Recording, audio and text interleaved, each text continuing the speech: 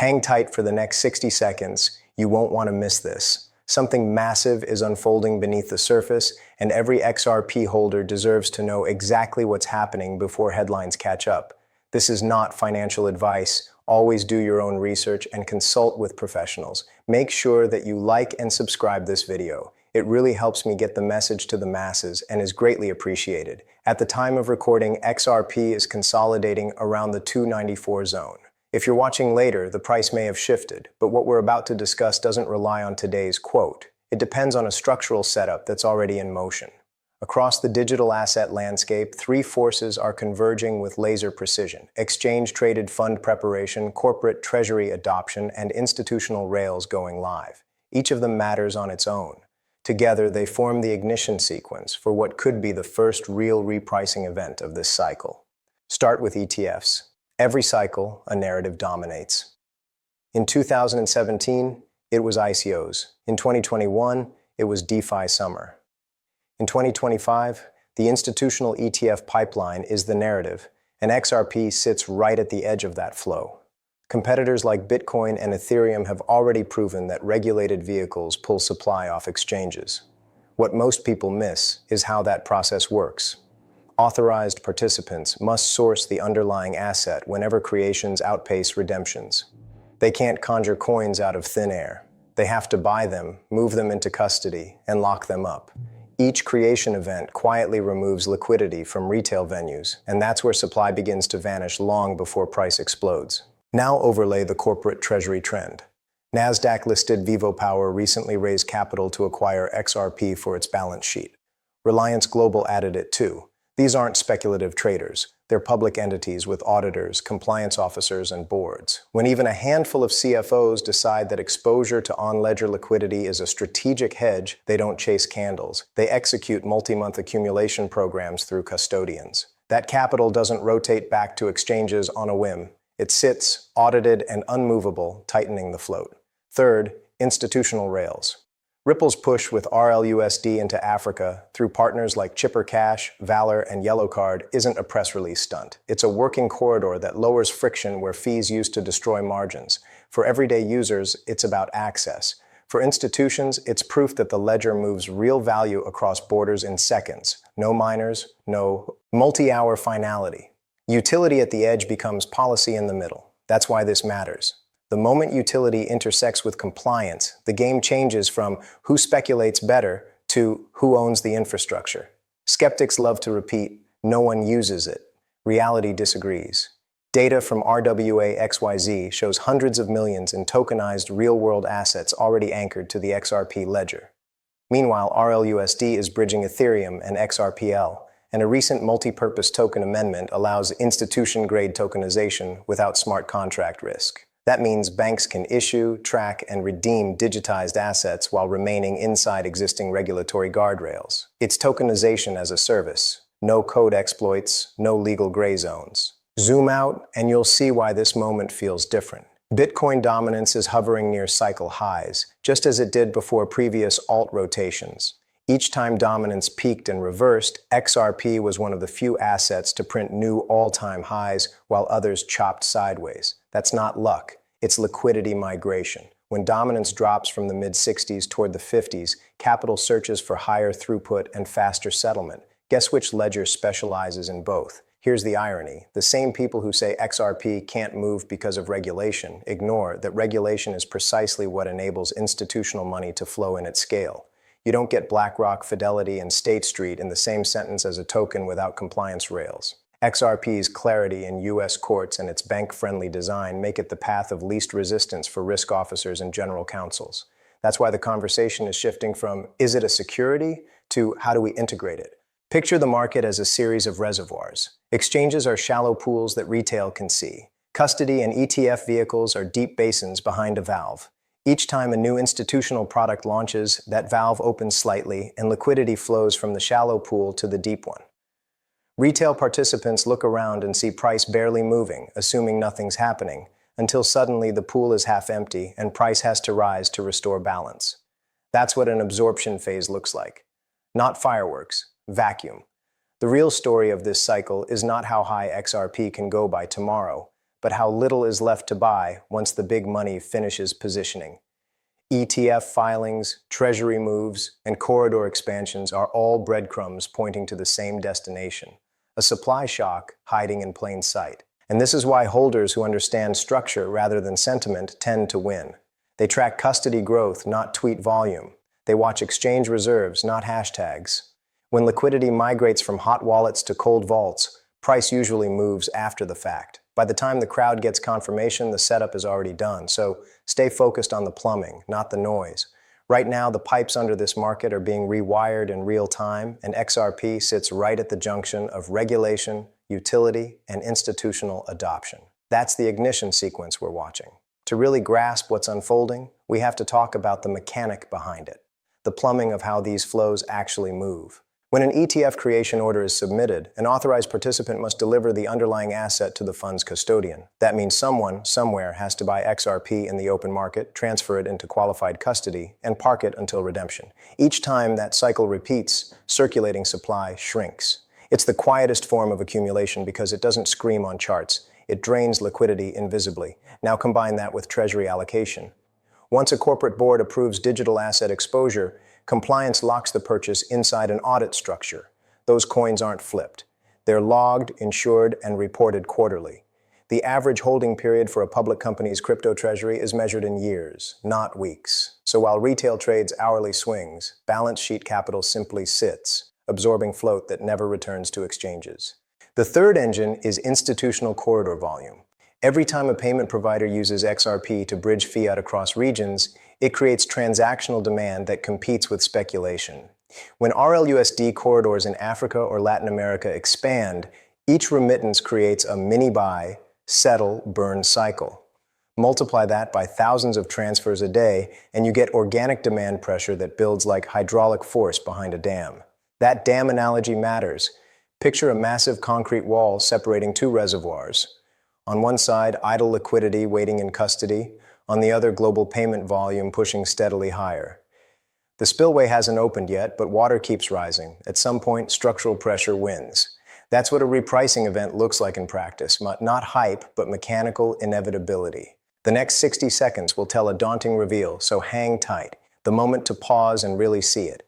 Every bull run in XRP's history has followed a period when exchange reserves collapsed by double digits within 60 days. We're seeing that pattern again. Exchange data shows outflows climbing, while cold storage wallets tagged to institutional custodians are swelling. The setup is almost identical to pre-2017 and pre-2021 phases. If you're enjoying this content, make sure that you like and subscribe to this video.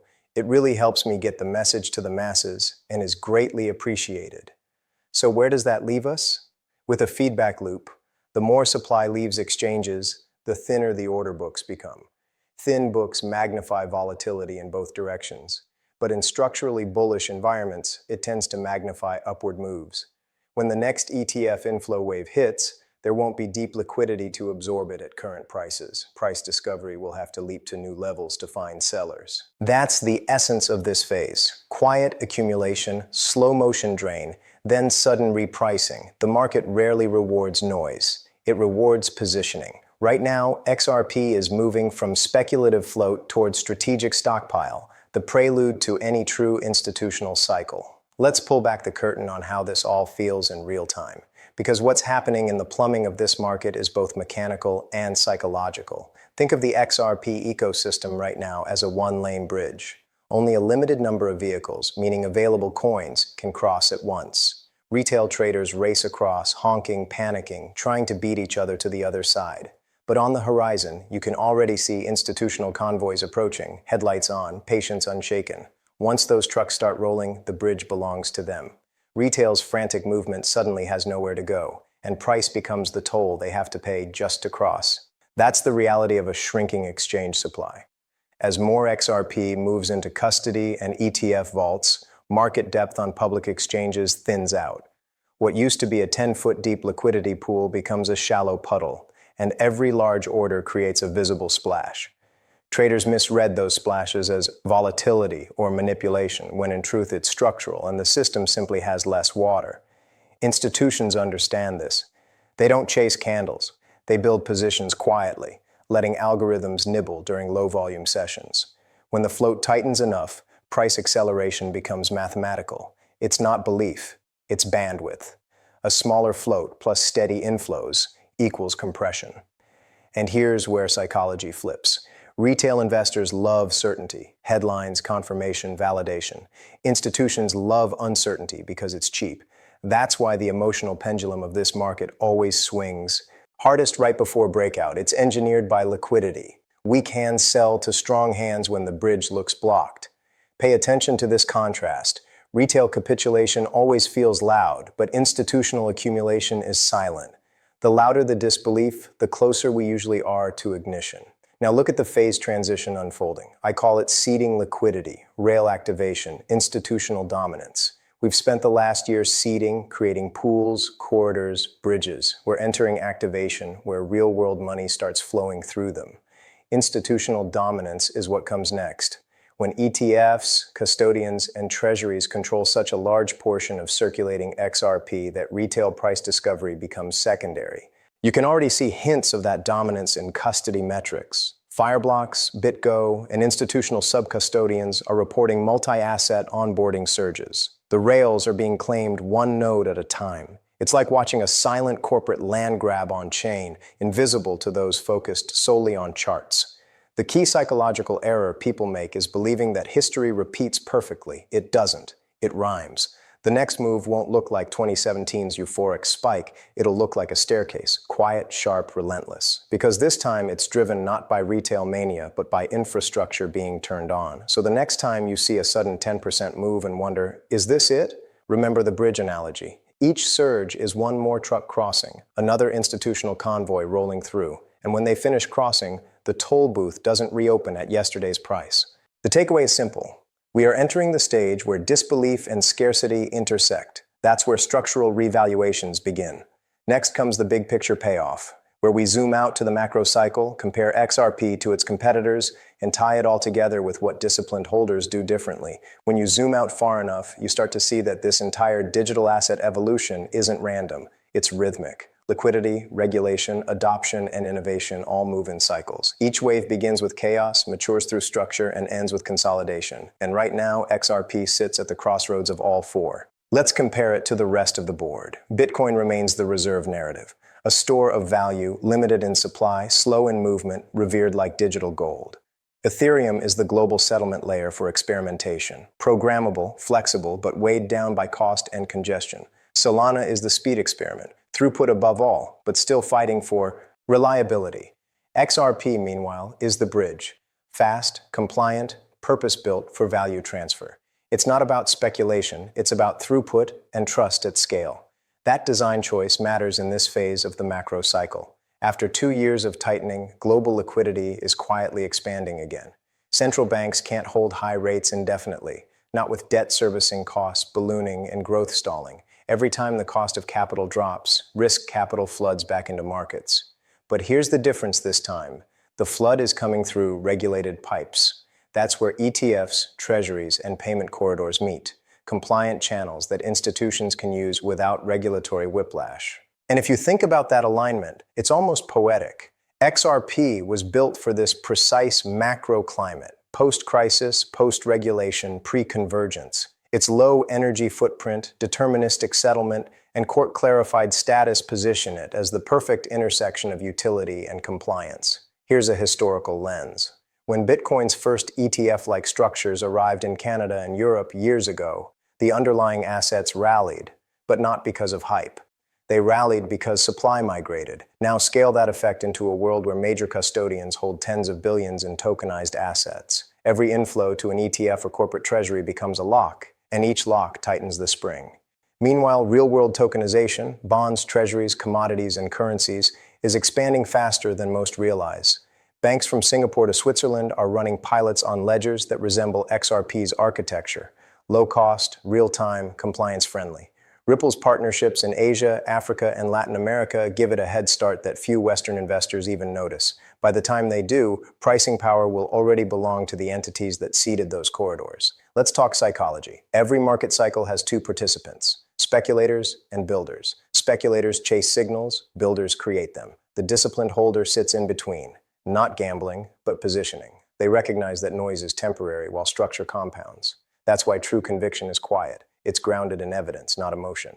This is where disciplined XRP holders separate themselves. They understand that wealth in this market isn't built by predicting every short-term move. It's built by being early to the structural ones. When you recognize that ETF absorption, corporate stockpiling, and institutional corridor growth are all one story, the story of supply migration, you realize that time, not timing, is your biggest asset. And here's the ultimate reveal. This isn't just another altcoin cycle. This is the moment when XRP transitions from being a speculative asset to being part of the world's financial plumbing. The rails are being turned on, the corridors are active, custody solutions are live, regulation is catching up, price is simply the last thing to move. So what happens next? Likely, a revaluation phase that feels impossible until it's already happening. Prices don't climb gradually in these environments. They gap, because liquidity disappears first and sentiment follows later. That's why the disciplined few who stay grounded in fundamentals end up defining the next narrative, while others are still reacting to the old one. Imagine looking back a year from now and realizing you were watching the ignition sequence all along. ETFs absorbing supply, corporate treasuries hoarding liquidity, remittance corridors humming beneath the noise. The signs were everywhere, but few connected the dots. And that's the difference between those who participate in history and those who benefit from it. Participation is easy, patience is rare. The closing thought is simple, yet powerful. The future financial system won't announce itself with headlines. It'll quietly go live one corridor at a time. By then, those who already hold the bridge asset won't need to chase the crowd. The crowd will chase them. That's why XRP's story isn't about speculation anymore. It's about infrastructure, discipline, and timing your conviction before the world catches on. This is not financial advice, but it is a reminder that opportunities don't shout. They whisper. And right now, the whisper is getting louder. Like, comment, and subscribe. See you on the next one.